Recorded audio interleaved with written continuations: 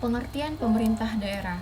Pemerintah daerah merupakan ujung tombak penyedia pelayanan publik dan berbagai kebijakan serta program pemerintahan yang berperan penting sebagai pihak yang lebih dekat dengan warganya. Pada pasal 1 angka 2 Undang-Undang Nomor 32 Tahun 2004 tentang pemerintah daerah menjelaskan bahwa yang dimaksud dengan pemerintahan daerah adalah penyelenggaraan urusan pemerintahan oleh pemerintah daerah dan DPRD menurut asas otonomi dan tugas pembantuan dengan prinsip otonomi seluas-luasnya dalam sistem dan prinsip negara kesatuan Republik Indonesia sebagaimana dimaksud di dalam Undang-Undang Dasar Negara Republik Indonesia tahun 1945. Sesuai dengan Undang-Undang Dasar Negara Republik Indonesia tahun 1945 dan penjelasannya di Undang-Undang Nomor 32 Tahun 2004, pemerintah daerah berwenang untuk mengatur dan mengurus sendiri urusan pemerintahan menurut asas otonomi dan tugas pembantuan. Yang termasuk ke dalam pemerintahan daerah itu meliputi gubernur, bupati atau wali kota, dan perangkat daerah sebagai unsur penyelenggara pemerintahan daerah. Berkaitan dengan hal itu, peran pemerintah daerah adalah segala sesuatu yang dilakukan dalam bentuk cara tindak, baik dalam rangka melaksanakan otonomi daerah sebagai suatu hak, wewenang, dan kewajiban pemerintahan daerah untuk mengatur dan mengurus sendiri urusan pemerintahan dan kepentingan masyarakat setempat sesuai dengan peraturan perundang-undangan. Nah, dengan peran tersebut akan lebih mudah dalam mengatur serta mengawasi. Nah, di dalam permasalahan-permasalahan tersebut hanyalah diurusi oleh pemerintah pusat. Akan tetapi melihat daripada pelayanan yang kurang efektif yang dikarenakan pemerintah pusat kurang mengetahui apa saja yang dibutuhkan oleh pemerintah daerah tersebut. Oleh karena itu, apabila terdapat permasalahan, maka pemerintah daerah yang tadi lebih dekat dengan warganya, maka pemerintah daerah tersebutlah yang lebih mengetahui dan memahami apa yang dibutuhkan oleh warganya dan apa saja masalah-masalah yang sedang dihadapi. Saya akan menyampaikan pentingnya kesehatan dalam pembangunan berkelanjutan, yaitu kesehatan sebagai salah satu aspek pembangunan memegang peran penting dalam meningkatkan kualitas sumber daya manusia. Oleh karena itu, dalam paradigma pembangunan berkelanjutan, aspek ini juga perlu mendapat perhatian khusus. Kesehatan merupakan isu krusial yang harus dihadapi oleh setiap negara, karena berkorelasi langsung dengan pengembangan integritas pribadi setiap individu, sehingga dapat hidup secara produktif dan bermartabat. Terciptanya masyarakat sehat adalah salah satu indikator keberhasilan penerapan konsep pembangunan berkelanjutan. Kondisi umum kesehatan Indonesia dipengaruhi oleh faktor lingkungan, perilaku, dan pelayanan kesehatan. Sementara itu, pelayanan kesehatan terdiri dari beberapa komponen, antara lain ketersediaan dan mutu fasilitas pelayanan kesehatan, obat dan pembekalan kesehatan, tenaga kesehatan, serta pembiayaan dan manajemen kesehatan. Namun, pemerataan dan keterjangkauan pelayanan kesehatan masih menjadi kendala. Untuk itu, berbagai hambatan dan tantangan yang dihadapi dalam upaya pembangunan kesehatan dalam pencapaian target SDGs dengan cara melakukan perbaikan sistem penganggaran layanan kesehatan, perbaikan tata kelola layanan kesehatan, di samping penguatan organisasi masyarakat sipil dalam menjangkau komunitas populasi kunci dan mendorong efektivitas perubahan perilaku masyarakat. Menjadi kunci penting upaya perbaikan kualitas kesehatan masyarakat Indonesia dalam jangka panjang. Kesehatan apa yang perlu segera ditangani dan mengapa perlu segera ditangani? Permasalahan yang pertama adalah kematian ibu akibat melahirkan. Angka kematian ibu atau AKI merupakan salah satu indikator yang menunjukkan kesejahteraan masyarakat di suatu negara. Indonesia sendiri memiliki tujuan untuk menurunkan angka kematian yang tertuang dalam Millennium Development Goals atau MDGs. Menurut WHO sendiri, penyebab kematian ibu yang paling sering terjadi misalnya pendarahan hebat pada saat persalinan, infeksi saat kehamilan atau setelah kelahiran, dan ada juga seperti kehamilan di bawah umur, jarak kehamilan yang terlalu dekat, tidak adanya pemeriksaan kehamilan, kurangnya pendidikan seputar kesehatan reproduksi, tidak adanya sistem transportasi yang baik, dan masih banyak yang lainnya. Permasalahan yang kedua adalah kematian pada bayi, balita, dan remaja.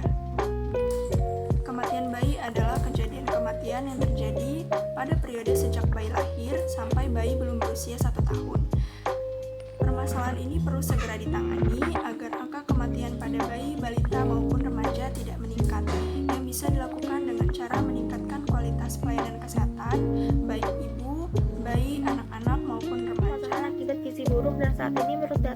baru tahun 2021, Indonesia menempati posisi keempat di dunia dengan kasus stunting terbanyak sejumlah 27,67% dengan angka toleransi maksimal stunting yang ditetapkan oleh WHO yaitu kurang dari 20%. Penyebab tingginya angka stunting di Indonesia akibat dari kelahiran bayi yang sudah dalam kondisi kekurangan nutrisi saat dalam kandungan dan dibesarkan juga dengan kekurangan gizi.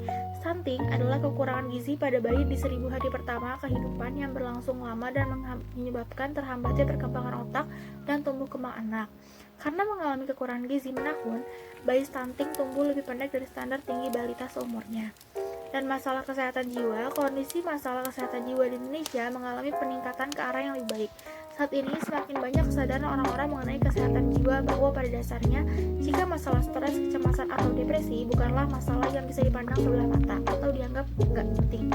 Namun, Indonesia masih darurat kesehatan mental dikarenakan satu, jumlah tenaga kesehatan mental yang minim dengan jumlah 2.500 psikolog klinis dan 600-800 psikiater dan penyebarannya tidak merata. 2. Fasilitas kesehatan mental yang disediakan pemerintah masih kurang. 3. Stigma masyarakat Indonesia mengenai orang-orang dengan masalah kesehatan mental masih perlu diubah. Atau Pemda dan juga upaya yang dapat dilakukan terkait pengendalian ataupun penanganan masalah kesehatan yang telah kami paparkan sebelumnya, yaitu mengenai pertama, kematian ibu akibat melahirkan, kedua, kematian bayi balita dan remaja, ketiga, meningkatnya masalah gizi buruk, keempat, stunting, dan juga yang kelima, kesehatan jiwa. Berkaitan dengan kewenangan pemerintahan daerah sendiri, secara yuridis telah tertuang dalam Undang-Undang Nomor 23 Tahun 2014 tentang pemerintahan daerah, di mana kesehatan merupakan salah satu unsur urusan pemerintahan yang bersifat pelayanan dasar, bahkan melalui Peraturan Menteri Kesehatan Nomor 43 Tahun 2016 tentang standar pelayanan minimal atau SPM bidang kesehatan, terdapat 12 pelayanan dasar yang harus dipenuhi oleh pemerintah kabupaten atau kota, meliputi pelayanan kesehatan ibu hamil, pelayanan kesehatan ibu bersalin, pelayanan kesehatan bayi baru lahir, pelayanan kesehatan balita, pelayanan kesehatan pada usia pendidikan dasar, dan pelayanan kesehatan pada usia produktif, serta jenis pelayanan lainnya. Berkaitan dengan kewenangan yang dimiliki oleh pemerintah daerah menjadi ujung tombak dalam kebijakan ataupun pelayanan publik di bidang kesehatan. Dan apabila kita kaitkan dengan Sustainable Development Goals atau SDGs, maka pemerintah daerah dapat mewujudkan implementasinya dalam upaya yang pertama yaitu pembentukan rencana aksi atau renaksi yang berlandaskan pada keadilan substantif dan juga keadilan prosedural, di mana keadilan substantif akan menjawab penurunan kematian akibat ibu melahirkan, lalu kematian pada bayi balita dan remaja, penurunan masalah gizi buruk, stunting, dan juga kesehatan jiwa. Dan yang kedua, melalui komponen keadilan prosedural, maka akan dikaji keterlibatan para stakeholder ataupun pemangku kepentingan yang berkorporasi dengan warga masyarakat, kaum perempuan, kaum marginal atau golongan marginal, serta golongan minoritas. Kita langsung lanjut ke penjelasan yang kedua, yaitu terkait kelembagaan, di mana pimpinan atau kepala daerah mampu untuk membantu perwujudan penanganan kesehatan. Kemudian diperlukan kajian lebih lanjut mengenai regulasi untuk memberikan kepastian hukum dalam perwujudan upaya tersebut.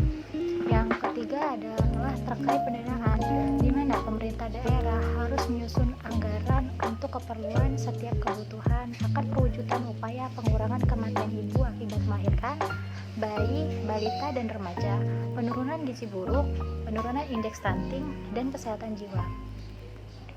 Yang keempat, mekanisme akuntabilitas, di mana harus ada koordinasi terhadap seluruh pemangku kepentingan meliputi tindakan pengawasan serta penilaian.